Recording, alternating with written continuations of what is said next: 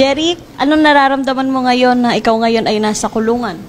Sanay na po ako kahit saan po mapunta, kaya wala po, masaya lang. Sa tingin mo, bakit ka napunta dito sa kulungan? Yung kinasuhan po ko, di ba, ninakawan kami, tapos ang ginawa ko, sinundan ko sila, binasag ko yung bintana, kinasuhan ako.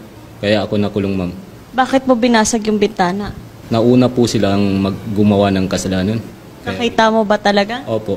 Nasa bahay po ako, ninakaw nila yung mga gulay namin tsaka sili. Bakit palagi ka na nagwawala doon sa barangay ninyo?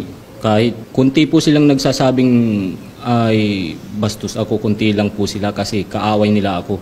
Kaya yun ang sinasabi nila. Ipagtanong ako doon, talagang mabait po ako. Kasi na-try na rin namin na maipagtanong-tanong doon kung ano yung klase na ugali meron ka or paano ka makitungo doon. Ikaw daw ay sakit sa ulo. Ano masasabi mo doon? Ang laging nakakausap nyo po ay mga kaaway ko. Kunti lang po, wala po silang 20. Kasi naiingit po sila sa akin. Nagme-merienda ako big time ang tawag nila sa...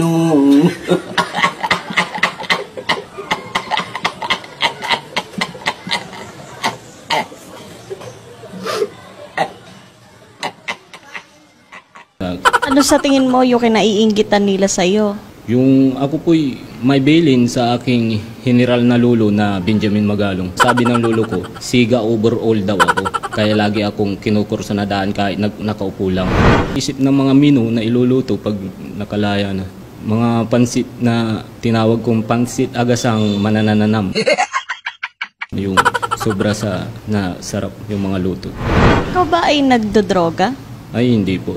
Yung may maintenance lang po na gamot kasi PWD na rin ako. Paano mo nasabing PWD ka? Ano ang sakit mo? In-apply ako ng tita kong Wardina na Soriano. Yung ito po mga pilat ko sa disgrasya, tapos may bali ako sa siko, tapos tuhod, tapos tadyang may bali-bali po ako. Paano ka naging PWD? Yun po, alam ng tita ko po na Wardina sa City Jail. Kaya in-apply akong PWD para makatipid po ako sa gamot na maintenance. Ano yung maintenance na iniinom mo para saan? Ulansapin po, pampakalma kasi isip na ako ng isip. Kasi po ako'y tinatawag na genius sa school. Nag-iisip po ako ng mga kanta dahil sa Biblia po may awit po. Kaya nag-aawit ako lagi na mag-isa. Anong grade ba ang tinapos mo? Natapos ko po ang kolehiyo, teacher po, maestro. Siyempre, hahabulin ko ng itak. Siyempre, may tendency na mapatay ko sila. Ang hina nilang tumakbo, mabilis po ako, athletic. Psychiatrist kasi may utak talaga ako yung tinatawag akong henyo sa school. Kasi nakakapag-talking kaagad ako, pag may tanong sa akin, nakasasagot ko kaagad. Kaya napapansin ng tatay ko, kinakausap ko yung sarili ko.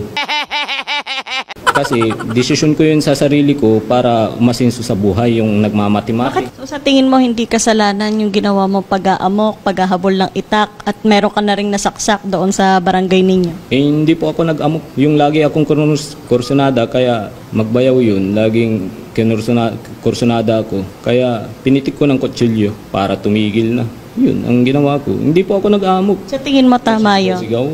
Tama po, pagganti. Kasi sila'y makasalanan. Kung hindi tayo gaganti ng mga mabait, ay lugi na tayo sa mga makasalanan. Siyempre, gawan ka, bugbugin ka, saksakin ka, hindi mo gantian, patay ka na, nasa langit ka na. Kawawa ka naman, kawawa yung pamilya mo, hindi mo na makikita halos-halos everyday. Pero ikaw yung nanaksak? Opo, kasi kursunada ako lagi. Hindi po ako lagi yung nag-uumpisa, biktima lang po ako. Gumanti lang po ako. Anong lahi mo? Yung Pinoy po, tapos all abroad. All abroad, tapos may dugong Pinoy. Yung kada bansa po. May lahi ka? Opo. All Mother Earth ang tawag.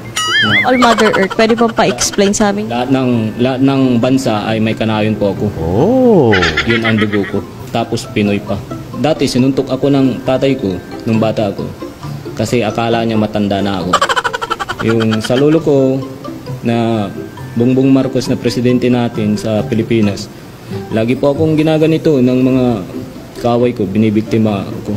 Yung tignan nyo lang po ang buhay ko na lagi akong kinukursunada. Yun lang po lolo ko na Bongbong Marcos. What is your message right now to King Charles?